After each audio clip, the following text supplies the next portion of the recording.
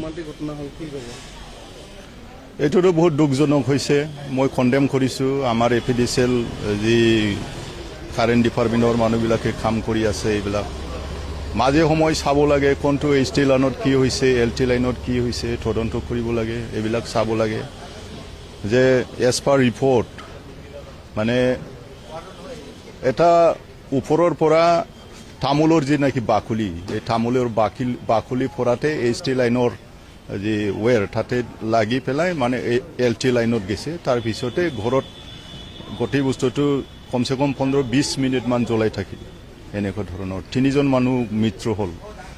এজন মানে দৰা আছিলে, বিয়া হৈছিলে, তেখেতেও মানে মৰিল।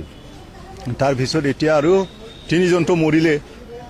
এতিয়া আৰু আকৌ এজন চিৰিয়াছলি আঘাত, এইটো ICUত আছে। মই চাব আহিছোঁ, দুখ পাইছোঁ।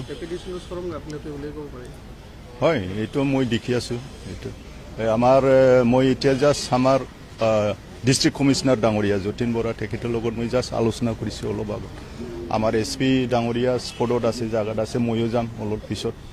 এখেতেও ইনিচিয়েটিভ ল'ব, ভালে ৰেছপন্স দিছে। মই যেনেকুৱা কথা পাতিলোঁ তেখেতে কৈছে যে এইটো এক্সিডেণ্ট কম্পিটিশ্যনৰ গ্ৰাউণ্ডত যাতে গভমেণ্টে তেখেতসকলক যেনেকুৱা গভমেণ্টে কম্পেনচেট কৰে এই ৰুল মতে যাতে অতি সোনকালে যাতে তদন্ত কৰি পেলাই যাতে সিহঁতে কম্পিটিশ্যনৰ গ্ৰাউণ্ডত যি পাব লগা আছে এইটো পায়, এইটো মই ষ্টেট গভমেণ্টত অনুৰোধ কৰিছোঁ।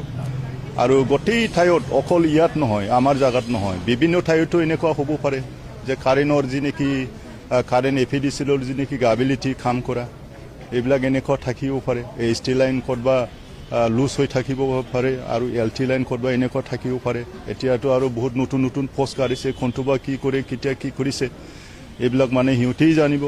তো আমাৰ DC ডাঙৰীয়া আৰু বিজনী চাব ডিভিজনৰ আমাৰ STO ডাঙৰীয়া এখেতসকলক আৰু SP ডাঙৰীয়া আৰু ষ্টেট গভমেণ্টৰ পৰা মই অনুৰোধ কৰিছোঁ যাতে এইবিলাক আৰু যি ঘটনা হ'ল যোৱাকালি একজাক্ট কেনেকুৱা হ'ল, কি হ'ল, এই বস্তুটো মানে তদন্ত কৰিব লাগে।